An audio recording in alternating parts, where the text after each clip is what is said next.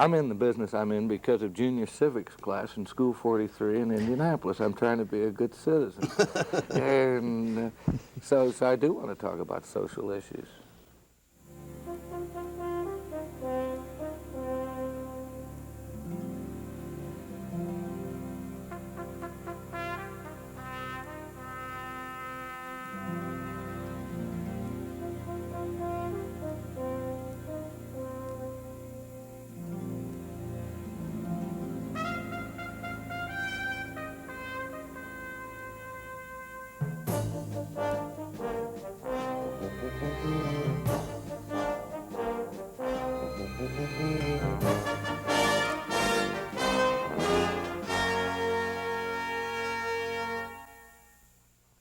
Hi, I'm Tom Wolfe, and we're here today at the University of South Carolina Writers' Workshop, and our guest is the novelist Kurt Vonnegut, Jr. And I think you're going to detect a real note of concern as Kurt Vonnegut tries to tell the students how to get started in this business of writing fiction. The problem is that when Kurt Vonnegut himself started out, there was a tremendous market for fiction, and there was a tremendous audience that was hungry for fiction. For example, there were about 10 national magazines that were eagerly devouring short stories, magazines that no longer exist, such as the Saturday Evening Post and Collier's.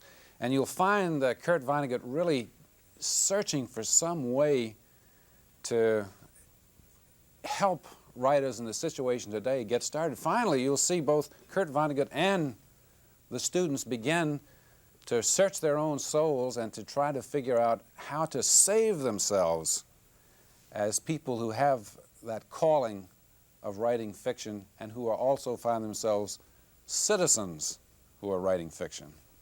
Well, earlier you said that we all may have to go in the direction of writing for actors and actresses. Do you think that that's like the direction is screenplays or plays? Or? Well, it's all, as we're being racked up by technology, as the magazines got knocked out, not by any spiritual change, but by the invention of practical television.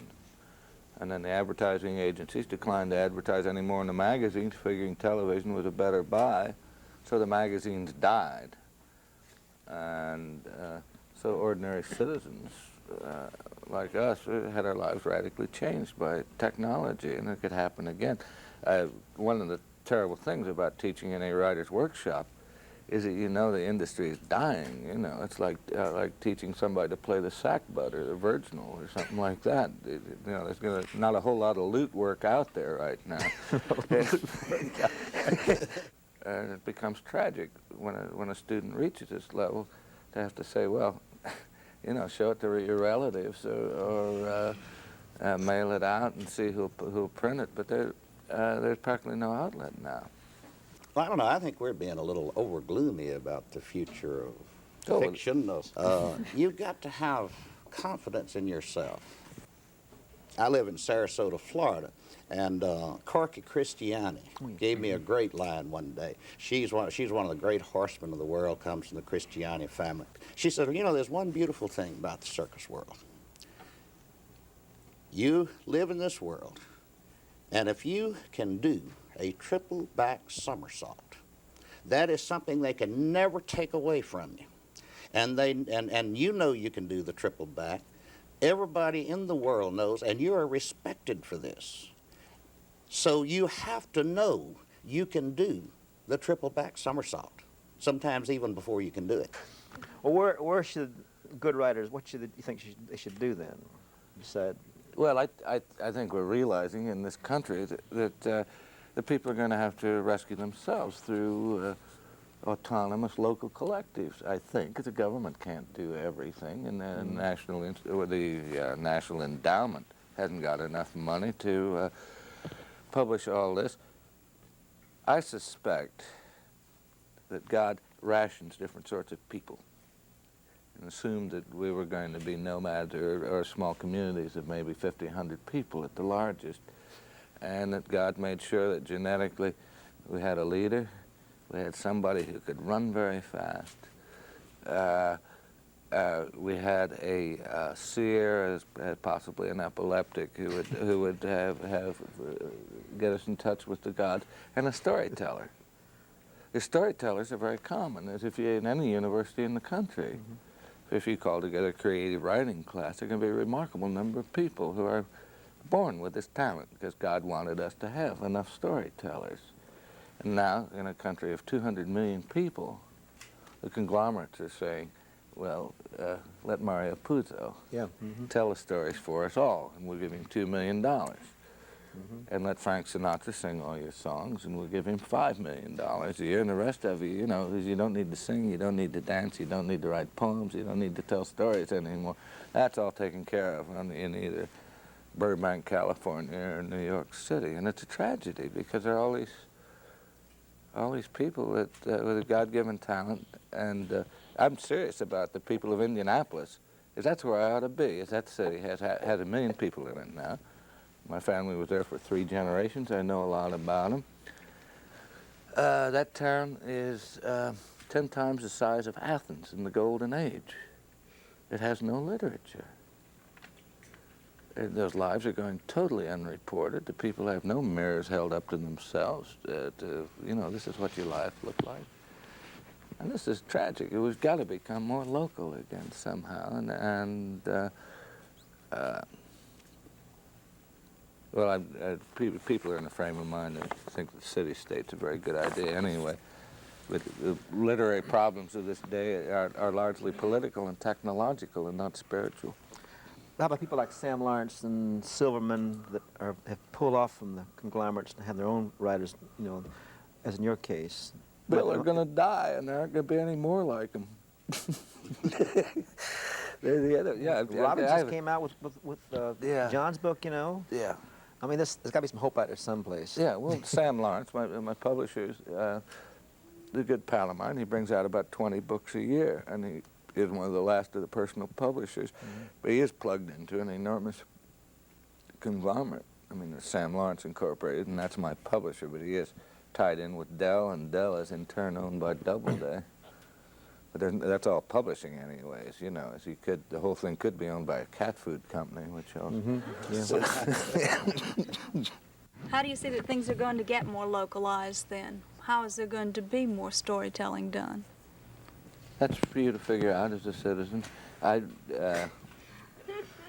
If we get people in the frame of mind where they don't have to be paid for what they do, because if you're content to do this sort of thing and pass it around to friends, that's fine. That's what a primitive person would do with it anyway, if you were in a small family. But you have people, particularly in a university situation, who have spent a lot of money to get here and to stay here and expect to start getting money back sometime.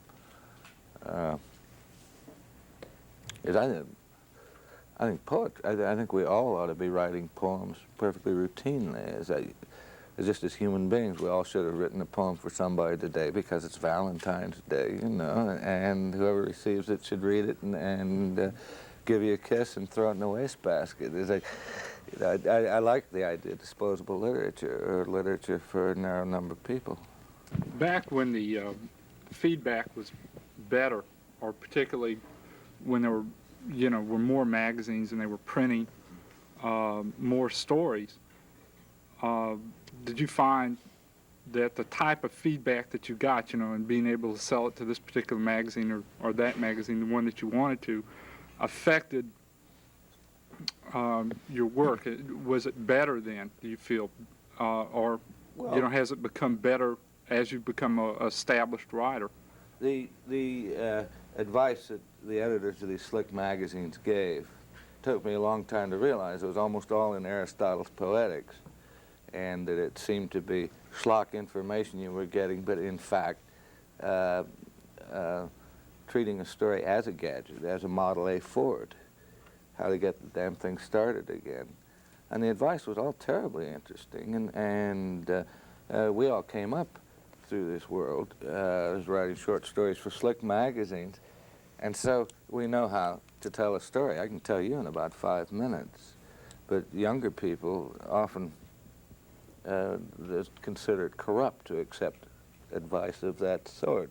But the basic rule that the magazine would tell you is don't put anything in a story that does not either reveal character or advance the action. And this Model A is going to run forever. I mean, it goes. If you will, if you will simply do that, and that's hack advice. And a lot of people would say, well, you know, this is a low-grade person, and basically the enemy of art, who would give formula advice like that. But if you obey that, that story will just go forever. It works. And it makes for terribly efficient storytelling. And you get into the frame of mind to do that.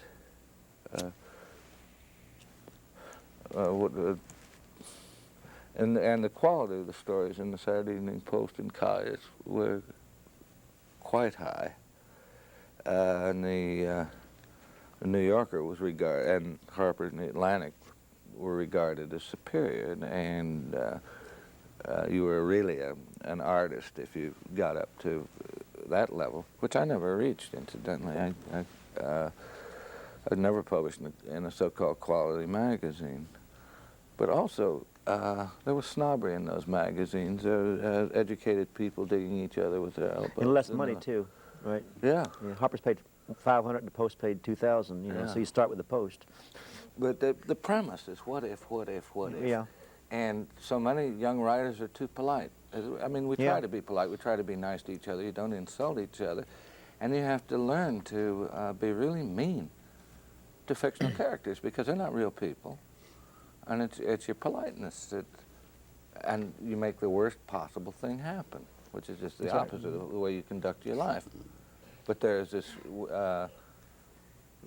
wife of a poor government clerk in France who would love to get into the middle class and had some associations with it. And they get an invitation to a dance.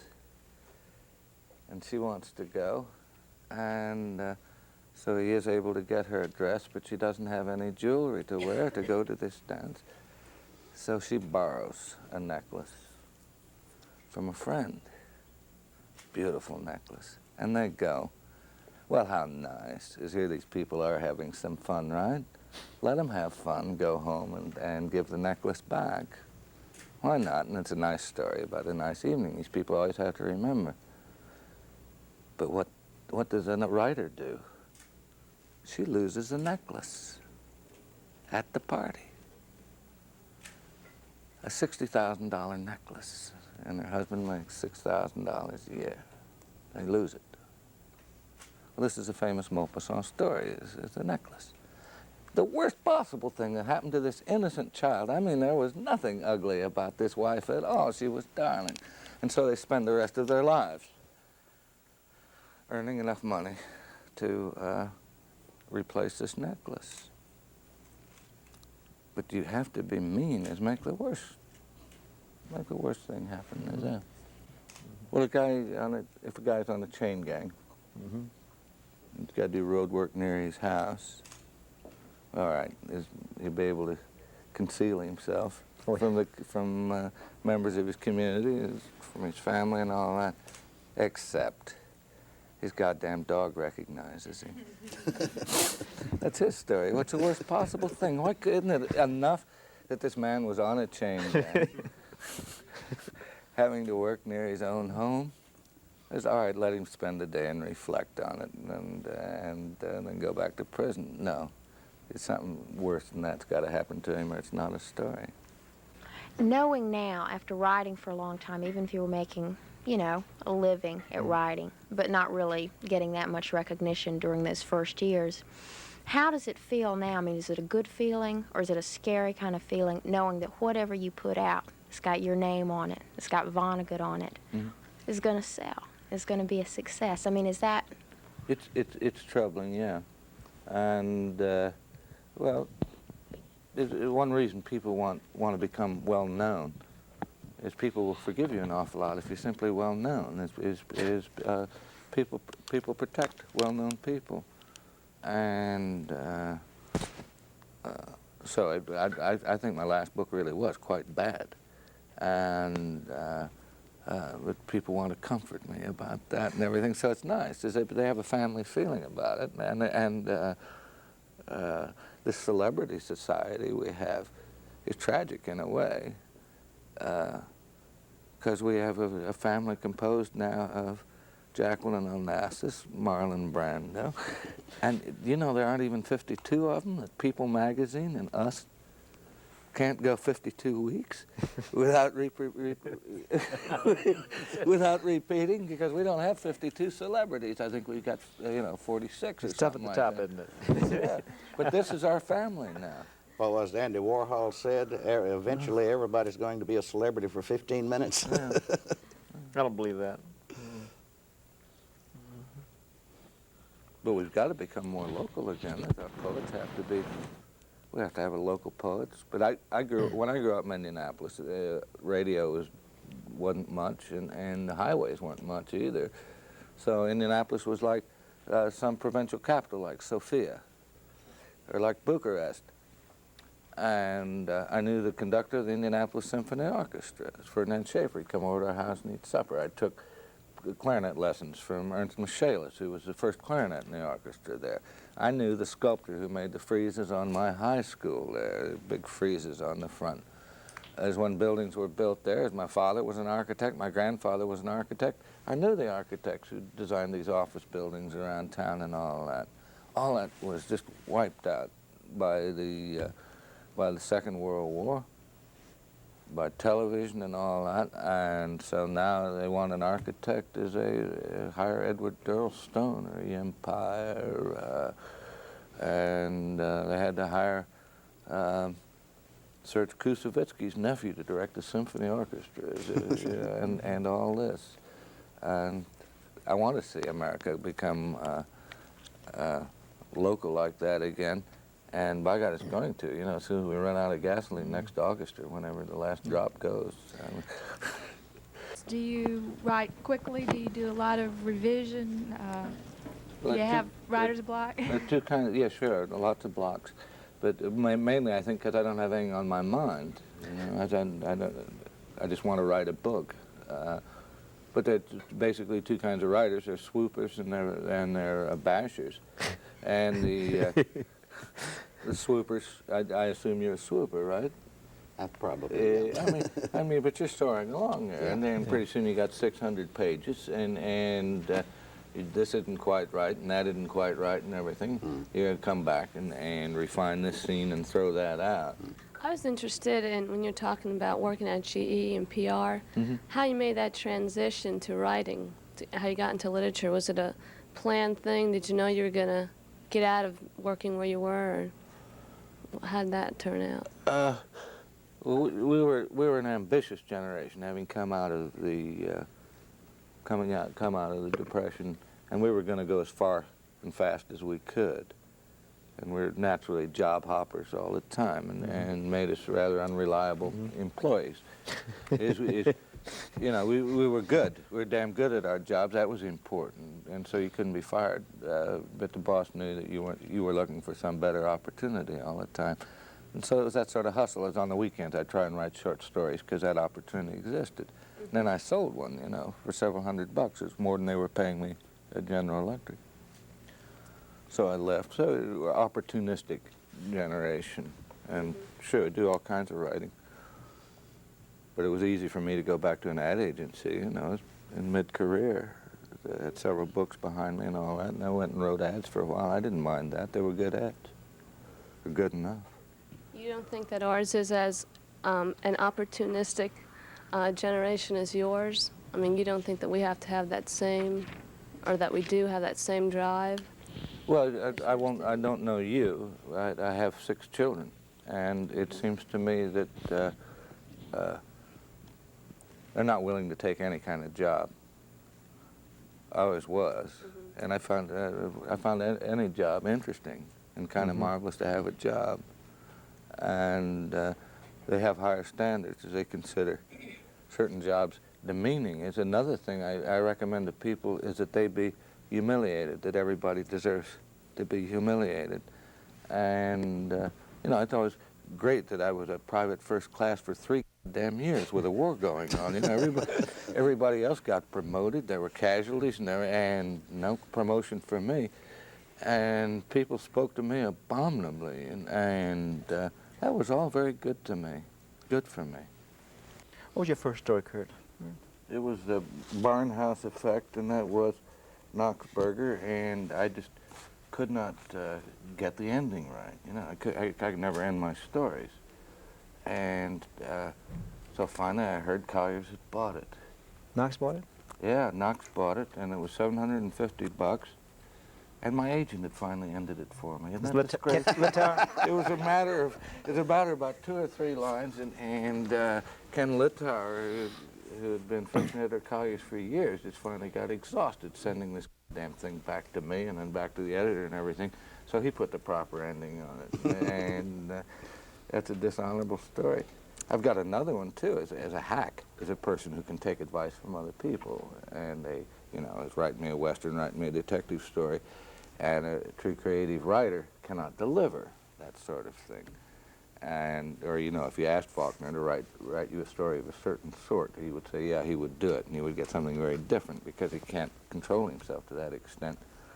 So I've been proud that I've never been able to do hack work too, and Playboy magazine called me up and said they had an idea for a short story, and would I write it for them? And so I always opened to propositions and all that. What's this crappy idea?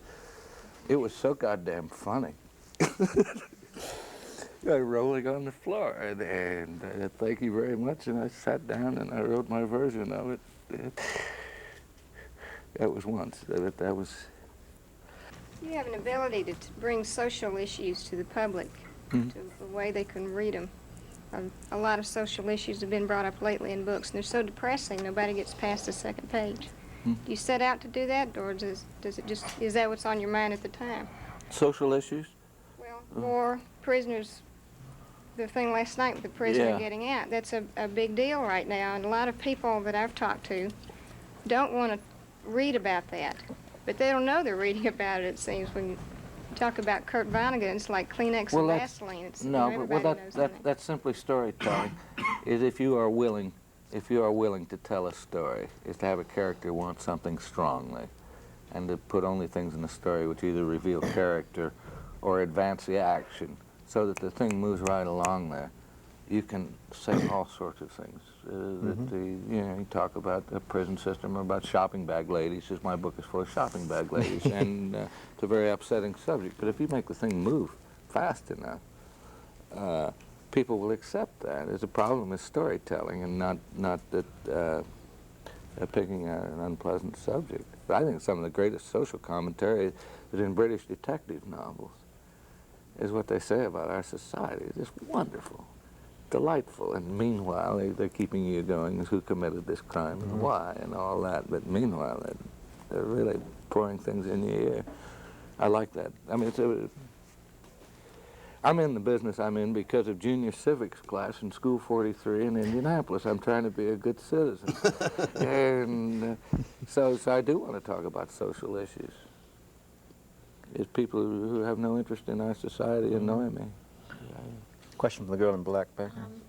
This is a non-literary question, but you know, you're saying that we're moving into a non-literary time. I just read somewhere that you were the first sob dealer in the United States. Second sob dealer. Second? The first one was Gaston Andre, who was an automobile racer, yeah. When was that? I mean, was that at some point when things weren't?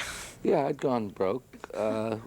My wife said to me, you know how long it's been since you've been paid for anything? I said, no. And turned out it was about 14 months. And she said, well, don't you think you better do something?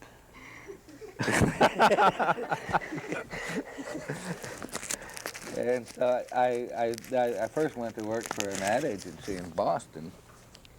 And but then I worked there for about a year, and at lunch I saw this trailer truck come by with all these little Easter eggs on the things, yellow and blue and pink and all that, and they looked kind of like VWs, but they I didn't know what the hell they were, so I followed the thing in the garage. You did. And asked what they were, and it was sobs.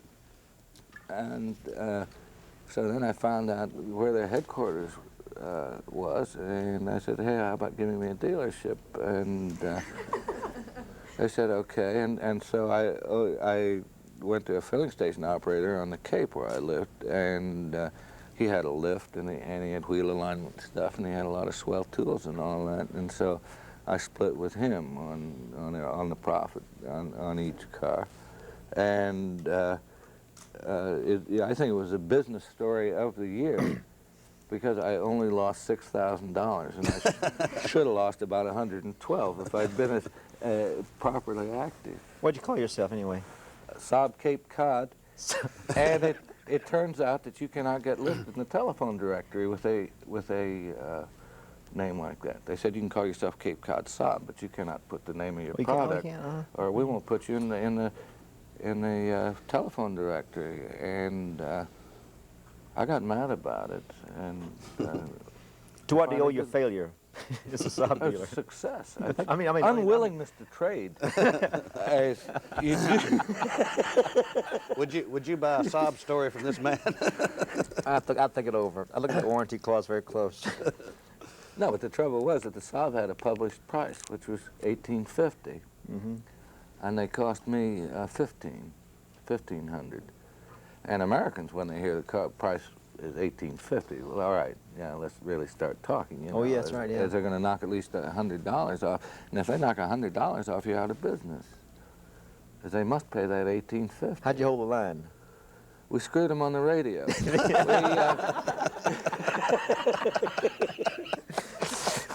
Saw some seat covers. No, we screwed them two ways. We would give them a Simonized job for $25, and it was actually turtle wax. And we would give them a radio which looked pretty good for $100, and if they'd looked around, they could have bought it for $35. But you have to gouge the customers that way. You should have made out in this thing, though. I mean, you had everything going for you there. The markup wasn't enough. Oh. And also, well, the cars came through. The Swedes are wonderful people in a lot of ways, but some people say they have very thick skulls, too. And in the glove compartment of each car, it says, you know, is what is Saab stand for? It stands for Svenska Aktaplan Aktabolaget, Aeroplan Aktabolaget, which are very reputable European airplane manufacturers, now gone into the automobile business, and among our products in the past have been the Stuka, the Messerschmitt, the Fokker, and they were building planes for the Germans all through the war, you know, and they thought their customers would like to know this, is to know that...